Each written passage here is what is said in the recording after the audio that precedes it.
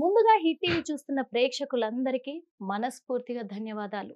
మరి జ్యేష్ఠ మాస అమావాస్య వస్తుంది కదా, మరి ఈ అమావాస్య ఏమైనా కీడు ఉందా, ఉంటే ఎలాంటి విధి విధానాలు పాటించాలి ఏంటి అని ఈ వివరాలన్నీ కూడా తెలుసుకోవడానికి ఈరోజు మన హిట్ టీవీ స్టూడియోలో మన ముందున్నారు ఐకాన్ ఆస్ట్రాలజర్ గట్టుపల్లి సురేష్ బాబు గారు. మరి తమరు సూచనలు అయితే చాలా చక్కగా కూడా వింటూ ఉంటారు గురువుగారు, మా ప్రేక్షకులు, మా హిట్ టీవీ ప్రేక్షకులు. ఎందుకంటే ప్రతిసారి కూడా ప్రతి నెలలో కూడా వచ్చే ప్రతి ఒక్క విధానాన్ని పట్టి కూడా ఎలాంటి సూచనలు ఇస్తారు మీరు అని ఆ సూచనలు పాటించే వాళ్ళు కూడా చాలా మంది ఉన్నారు. కాబట్టి ఈరోజు మాకు ఈ అమావాస్య నుంచి వచ్చే కీడు ఏదైనా ఉందా, లేదా ఆ కీడు వచ్చినా కానీ ఎలాంటి విధి విధానాలు పాటించాలి మీరు చెప్తే మా ప్రేక్షకులు రెడీగా ఉన్నారు పాటించడానికి.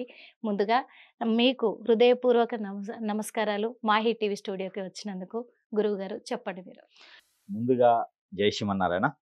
మీకు, మీ ఛానల్ ప్రేక్షకులకి, మన ఛానల్ ప్రేక్షకులకి, మన ఛానలే కదా, మన ఛానల్ ప్రేక్షకులకి మీకు ముందుగా నమస్కారాలు.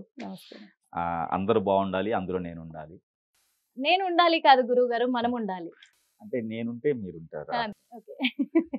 మీరు అందరూ బాగున్నారు అనుకున్నా, అందులో నేను ఉంటాను తప్పకుండా. అయితే మనకి ఈ ఒక జూన్ మాసంలో 25వ తారీఖున మనకు వచ్చేటువంటి అమావాస్య, ఆ రోజు మృగశిర తిథి కూడా ఉంది, ఆ రోజు మృగశిర నక్షత్రం కూడా ఉంది. అయితే మనకి వచ్చేటువంటి అమావాస్య ఏదైతే ఉందో ఆ అమావాస్య అనేది జ్యేష్ఠ మాస అమావాస్య అంటారు. 2025వ సంవత్సరం 25వ తారీఖు జూన్ మాసం. ఇక్కడ మనకి జ్యేష్ఠ మాస అమావాస్య. ఈ జ్యేష్ఠ మాస అమావాస్య ప్రత్యేకత ఏంటంటే మరుసటి రోజు నుంచి మనకి ఆషాఢ మాసం మొదలవుతుంది. అందరిలోనూ ఒక గుబులు, అందరిలోనూ ఒక ఆందోళన, అందరిలోనూ ఒక ఏదో తెలియని ఆరాటం, ఏదో కోల్పోయామనే బాధ. ఏంటో చెప్పండి. ఆషాఢ మాసంలో మంచి ముహూర్తాలు కోల్పోతారు. వాస్తవంగా చెప్పాలంటే ఈ మూడము అంటారు. ఆ సబ్జెక్ట్ నాకు చాలా డౌట్లు ఉన్నాయి గురుగారు, నిజంగా ఆషాఢ మాసానికి సంబంధించి. ముఖ్యంగా ఇవి కాదు, ఇవి శాస్త్రీయ పరంగా ఉన్నాయి, ఇవి కాదు. ఒకటి ఉంది, జనాలు బాధపడి మనం అనుకున్నటువంటిగా మూడీగా ఉండి అన్మూడ్గా ఉండేసి ఇక ఏదో కోల్పోయాను అనిపించేది ఒకటి ఉంది ఆషాఢ మాసంలో. ఏంటంటే కొత్తగా పెళ్ళైన వారు,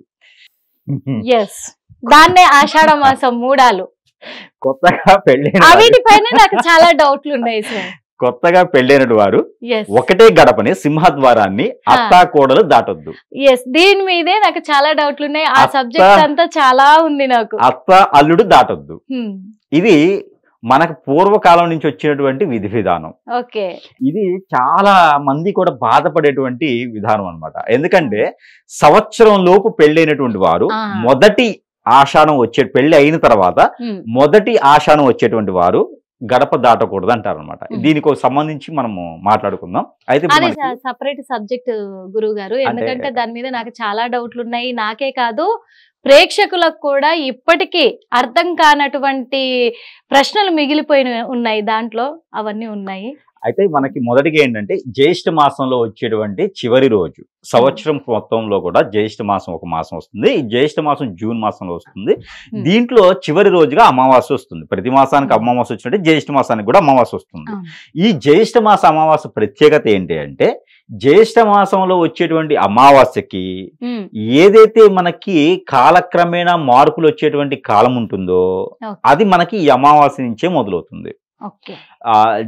మన ప్రజల్లో ఎవరైతే మనకి వీరికి మోషన్స్ కానివ్వండి, వాంతింగ్స్ కానివ్వండి, అలానే వాంతింగ్ సెన్సేషన్స్ కానివ్వండి, హార్మోన్ ఇన్బ్యాలెన్స్ కానివ్వండి, బ్లడ్కి రిలేటెడ్ ప్రాబ్లమ్స్, స్కిన్కి రిలేటెడ్ ప్రాబ్లమ్స్, ఇవన్నీ కూడా ఈ హార్మోన్స్ ఇవన్నీ కూడా మనకి ఈ యొక్క అమావాస్య నుంచే మొదలవుతుంది.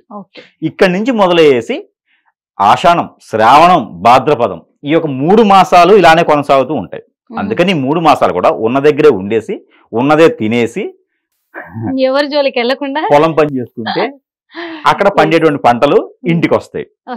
ఆలోచన విధానం ఏమి రాదిక.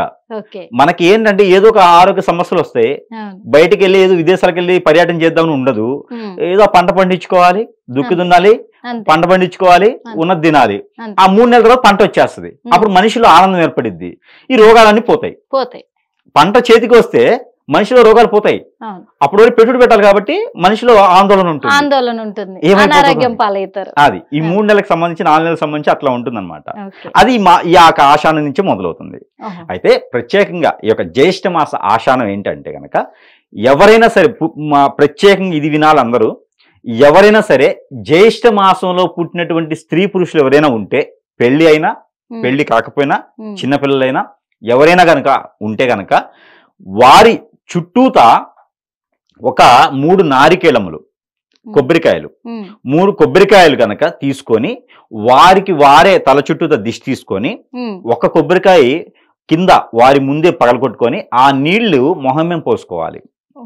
ఆ మొహం మీద కొట్టేసుకుంటే వారికి ఉన్నటువంటి దిష్టి దోషాలు, వారికి ఉన్నటువంటి ఏదైతే దోషం ఉందో చేతబడి, హిప్నటిజం, బ్లాక్ మ్యాజిక్, మందు పెట్టడం లాంటివి కూడా తొలగిపోయడానికి ఆస్కారం ఉంది. జ్యేష్ఠ మాసంలో పుట్టినటువంటి వారికి దైవ అనుగ్రహం ఎక్కువ ఉంటుంది. అమ్మవారిది కావచ్చు, అయ్యవారిది కావచ్చు, వారి ఒక విధానం ప్రకారంగా కొలిసే వారికి ఎక్కువ దైవ అనుగ్రహం ఉంటుంది. మరొకటి, బుధుడు ఎక్కువగా ఆధిపత్యం చూపిస్తారు. అంటే వారు మాటలతోనే డబ్బు సంపాదించేటువంటి విధానం, మాటలతోనే అందరినీ చాకచక్యంగా దగ్గర చేసుకునేటువంటి విధానం వారి దగ్గర ఎక్కువ ఉంటుంది. అందుకని వారికి నరదిష్టి కూడా ఎక్కువ ఉంటుంది. ఇది జ్యేష్ఠ మాసంలో పుట్టినటువంటి వారికి. వీరందరూ కూడా ఎవరైనా సరే వీరందరూ కూడా ఈ యొక్క ఆషాఢం ముందు వచ్చేటువంటి జ్యేష్ఠ మాస అమావాస్య రోజున వీరు కనుక ఆ నారికేళములు దిష్టి తీసుకొని ఒక కొబ్బరికాయ కొట్టి మొఖమే నీళ్లు చల్లుకోవాలి. మిగతా 2 కొబ్బరికాయలు తీసుకెళ్లి ఎక్కడైనా నీటిలో పడివేయాలి. అలా చేయడం ద్వారా వీరికి మంచి జరుగుతుంది. అలానే జ్యేష్ఠ మాసంలో పుట్టినటువంటి వారు ఇంకెవరైనా ఉంటే ఈ అమావాస్య రోజున ఈ కొబ్బరికాయలతో పాటు ఒక 3 కిలోలు బియ్యము, 2 కిలోలు గోధుమలు, 1 కిలో పావు చొప్పున పచ్చని పెసలు, ఇవన్నీ కూడా ఎక్కడైనా సమీప దూరంలో ఉన్నటువంటి బ్రాహ్మణోత్తమునికి దానం ఇవ్వడం, లేదంటే కనుక సమీప దూరంలో ఉన్నటువంటి ఆలయాల్లో నవగ్రహ మండపాలను ఉంటాయి. ఆ నవగ్రహ మండపాల్లో నవధాన్యాలు కూడా ఒక 100 గ్రాములు అందులో కలిపేసి ఆ మండపాల్లో ఉన్నటువంటి నవగ్రహాల మీద అభిషేకం చేయాలి. 9 ప్రదక్షిణాలు చేయాలి. చేసిన తర్వాత అవన్నీ కూడా అందులో పోసినట్టయితే వారికి పూర్వీకుల శాపం, పూర్వీకుల దోషంతో పాటు ఆ ఒక జ్యేష్ఠ మాసంలో పుట్టినటువంటి దోషం కూడా తొలగిపోతుంది. జ్యేష్ఠ మాసంలో పుట్టినటువంటి వారికి ఇంకొకటి ఉంది. అది పెళ్లిళ్ళు లేటుగా అవటం, ఆ పెళ్లి సంబంధాలు కుదరకపోవటం, 2వ సంబంధాలు 3వ సంబంధాలు కుదరటం, చదువుకున్న దానికి తగ్గట్టు జాబులు లేకపోవటం, జాబు చేసిన ఎదుగుదల లేకపోవటం, ఎప్పుడు ఎదుటి వాళ్ళకి సేవ చేయటం. వీరికి ఎంత తెలివి ఉన్నా కూడా ఎదుటి వారికి సేవ చేస్తుంటారు చేతులు పట్టుకొని. అది వారి తత్వం. అలా అయిపోతుంది అనమాట. ఎంతున్నా కూడా నలుగురిని కలుపుకోవాలని పోవటం, ఎంతున్నా ఎదగలేకపోతున్నాను, నా సలహాలతో అందరూ ఎదిగిపోతున్నారు, నేను ఎదగలేకపోతున్నాను అనుకోవటం. ఇలాంటి వారు ఎవరైనా నుండి వారి జీవితం బాగుండాలి అనుకుంటే గనక ఎక్కడైనా దగ్గరలో సముద్రం కానీ నది కానీ ఉంటే అక్కడ నల్ల నువ్వులు 1 కిలో, పటిక మనకి నీళ్ళలో వేసుకున్నట్టు పటిక 1 కిలో, అలానే సజ్జలు 1 అరకిలో, ఈ 3 కూడా తీసుకెళ్లేసి ఆ నదీ తీరంలో కానీ సముద్ర తీరంలో కానీ స్నానం ఆచరించి ఆ స్నానం ఆచరించిన బట్టలతో పాటు ఇవన్నీ కూడా అందులో వదిలిపెట్టడం ద్వారా వారికి ఉన్నటువంటి రుమ్మతులన్నీ కూడా తొలగిపోతే వారు చదువుకున్న దానికి, వారికి ఉన్న నాలెడ్జ్ ప్రకారంగా వారు సృష్టించుకున్న జీవితంలో వారు ఏర్పడేదానికి, వారికి ఉన్న దోషాలన్నీ పోయేదానికి, వారికి పెళ్లిళ్ళు కావచ్చు, పిల్లలుగా త్వరగా కలిగేందుకు ఆస్కారం ఉంటుంది. ఇవన్నీ కూడా జ్యేష్ఠ మాసంలో పుట్టినటువంటి వారికి, స్త్రీ పురుషులకి జ్యేష్ఠ మాసంలో పుట్టినటువంటి వారికి ఇవి చేస్తే మంచిది. అంటే ఈ జ్యేష్ఠ మాసంలో పుట్టిన వాళ్ళు జాతక పరంగా దోషాలు కలిగిన వాళ్ళే అయి ఉంటారంటారా? ఖచ్చితంగా. ఇప్పుడు ఇవన్నీ చెప్పినటువంటి వారికి, జ్యేష్ఠ మాసంలో పుట్టినటువంటి వారికి ఇవన్నీ కలుగుతాయి. ఈ జ్యేష్ఠ మాసంలో పుట్టి ముఖ్యంగా ఇంకా కావాలి చెప్పాలంటే తులారాశిలో, సింహరాశిలో, కర్కాటక రాశిలో, మిథున రాశిలో, కన్యా రాశిలో, ఈ రాశుల్లో పుట్టిన వారికి ఇవి ఖచ్చితంగా అర్పుతాయి. ఈ లక్షణాలు అనేది ఈ రాశుల్లో పుట్టిన వారికి ఇంకా ఎక్కువగా కనిపిస్తాయి అనమాట. సేవ చేస్తూనే ఉంటారు, ఆస్తులు పోతూనే ఉంటాయి, వదిలేస్తారు. అలాగా కాలక్రమేణా వీళ్ళు అలాగా వెళ్ళిపోతుంటారు, స్టాచ్యూలో మిగిలిపోతుంటారు వీళ్ళు. అలా కాబట్టి ఇలాంటి దోషాలు ఎక్కువ ఉంటాయి. కాబట్టి ఖచ్చితంగా వీరు కనుక ఈ రెమెడీస్ చేసినట్టయితే వీరికి ఈ దోషాలన్నీ పోతాయి. అవన్నీ కూడా వీరు ఈ 25వ తారీఖు జూన్ నెలలో ఆ అమావాస్య రోజు కనుక నిర్వర్తించినట్టయితే ఇవన్నీ కూడా తొలగిపోయేదానికి ఆస్కారం ఉంటుంది. మరొకటి, ఈ యొక్క జ్యేష్ఠ మాస అమావాస్య రోజున ఏదైనా సరే దానం కావచ్చు, పూజ కావచ్చు, హోమం కావచ్చు, యజ్ఞం కావచ్చు, ఇవన్నీ కూడా ఏది చేసినా కూడా ఆ ప్రతిఫలం అనేది త్వరగా మనకి లభిస్తుంది. ఇంకా కూడా ఎవరైనా విఘ్నాలతో ఉండేసి వ్యాపారం చేసుకునేవారు కావచ్చు, పూర్వీకుల శాపంతో ఉన్నవారు కావచ్చు, ఇంకా వేరే ఆ జ్యేష్ఠ మాసంలో పుట్టిపోయినా వేరే వారు ఎవరైనా ఉంటే కనుక వారు ఆంజనేయ స్వామి ఆలయంలో ఈ అమావాస్య రోజున ఆకు పూజ చేయించడం ద్వారా వారికి మంచి జరుగుతుంది. సాయం సంధి వేళలో 5 ఒత్తులేసి మట్టి ప్రమిదలో ఆవు నెయ్యితో కానీ నువ్వుల నూనెతో కానీ ఆంజనేయ స్వామి వారి ఆలయంలో దీపారాధన చేసినట్లయితే వారికి ఉన్నటువంటి ప్రకృతికి సంబంధించినటువంటి దోషాలన్నీ కూడా పటాపంచలేకపోతే వారికి అష్టదిగ్బంధనైనటువంటి విషయాలు ఏమైతే ఉంటే కూడా అవన్నీ కూడా వెళ్ళిపోతాయి. అదే ఆంజనేయ స్వామి ఆలయంలో గనక 1 కిలో సింధూరం, 3 కిలోల నువ్వుల నూనె దానం ఇచ్చినట్లయితే వీరికి ఉన్నటువంటి ఆర్థిక సమస్యలు కూడా మెరుగుపడతాయి, ఆరోగ్య సమస్యలు కూడా మెరుగుపడతాయి. ఈ జ్యేష్ఠ మాస అమావాస్యలో చేయడం ద్వారా ఏమైనా వైరస్లు ఉంటే కూడా అవి కూడా తొలగిపోతాయి. కాబట్టి ఈ ఒక చిన్న దానంతో పెద్ద ప్రతిఫలం పొందొచ్చు. చిన్న దానమే కదా అనుకోకూడదు, పెద్ద ప్రతిఫలం పొందొచ్చు. కాబట్టి ఇవి చేయాలి. మరొకటి ఉంది, జ్యేష్ఠ మాసంలో ఎవరైనా సరే స్త్రీ పురుషులు మొదటి సంతానం అయి ఉంటే గనక పుట్టినటువంటి వారికి మొదటి సంతానం జ్యేష్ఠ మాసంలో పుట్టినట్టయితే గనక వారికి గనక ఏదైనా ఒక 56 రూపాయల డబ్బులు, 1 కిలో బియ్యము, ఒక తెల్లని వస్త్రాలు 2 ఇవన్నీ కూడా వారికి దానం చేయాలి. వారి చేతి ద్వారా ఎవరికైనా దానం చేయాలి, లేకుంటే పారేటి నీళ్ళలో వేయాలి. దాంతో పాటు ఒక వెండి క్రాస్ గాని, ఒక వెండి ప్రతిమ గాని తీసుకొని వెళ్ళేసి ఏదో ఒక రూపు ఉన్నటువంటి ప్రమిద లేదా రూపైనా సరిపడాల అది తీసుకొని వెళ్ళేసి ఏదైనా నీటిలో దానం చేయాలి.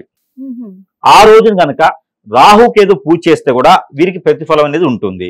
ఇలాగా కుజి దోషం ఉన్నవారు, కాలసర్ప దోషం ఉన్నవారు, నాగదోషం ఉన్నవారు, ఎవరైనా ఏ రాశిలో పుట్టినటువంటి వారైనా, అలానే ఏ నక్షత్రంలో పుట్టినటువంటి వారైనా ఎవరైనా సరే వారందరూ కూడా ఎక్కడైనా నాగపడిగిలు ఉన్నా, లేదంటే మానస అమ్మవారు ఉన్నా, సుబ్రహ్మణ్య స్వామి ఉన్నా కూడా అక్కడ శాంతి హోమం అభిషేకం చేయించినట్టయితే త్వరగా వీరికి ఉన్నటువంటి దోషాలు తొలగిపోయేసి పెళ్లిళ్ళు కానటువంటి పెళ్లిళ్ళు కూడా అవుతాయి, పెళ్లిళ్ళు అయిన వారికి పిల్లలు పుడతారు. ఇవన్నీ కూడా బాగుండేదానికి ఆస్కారం ఉంటుంది. కాబట్టి ఇలాంటి ప్రయత్నం చేయాలి. ఈ అమావాస్య రోజు ఇంకో ప్రత్యేకత ఉంది. జ్యేష్ఠ మాస అమావాస్య రోజున ఎవరికైనా సరే బ్లాక్ మ్యాజిక్, హిప్నాటిజం, మందు పెట్టడం ఇలాంటి ఏదైనా అయ్యుండి వాటితో బాధపడుతూ ఉంటే గనక ఎవరో ఏదో చేపించారండి, మాకు ఎవరి దగ్గరికి వెళ్ళాలో తెలియలేదు, ఎక్కడ చూపించుకోవాలో అర్థం కావట్లేదు అనుకునేవారు ఎవరైనా ఉంటే ఎక్కడైనా సమీప దూరంలో గురువు ఉంటే కనుక అక్కడికి వెళ్తే త్వరగా తగ్గేందుకు ఆస్కారం ఉంటుంది.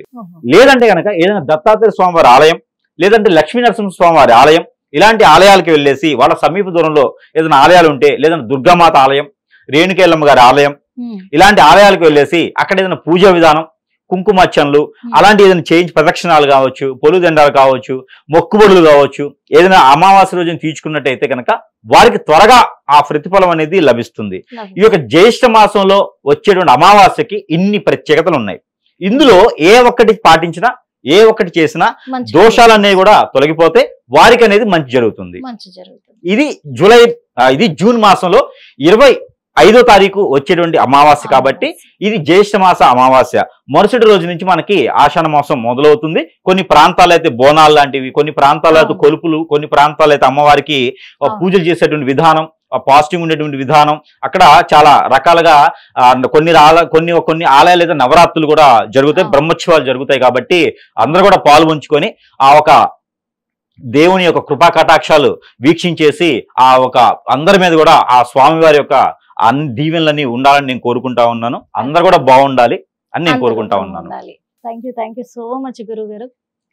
చూసారు కదా, మరి ఈ 25వ తారీఖున వస్తున్న అమావాస్య రోజు ఏం పాటించాలి, విధి విధానాలు, ఎలా మనము పూజలు పునస్కారాలైనా ఎలా చేసుకోవాలి, ఎలాంటి సూచనలు అంటే ఇప్పుడు మనకు చెప్పినట్టుగానే గురువు గారు, సురేష్ బాబు గారు చెప్పిన సూచనల మేరకు ఇవన్నీ కూడా పరిష్కారాలు చేసుకుంటే మంచి ఫలితం లభిస్తుంది అని కూడా చెప్పారు.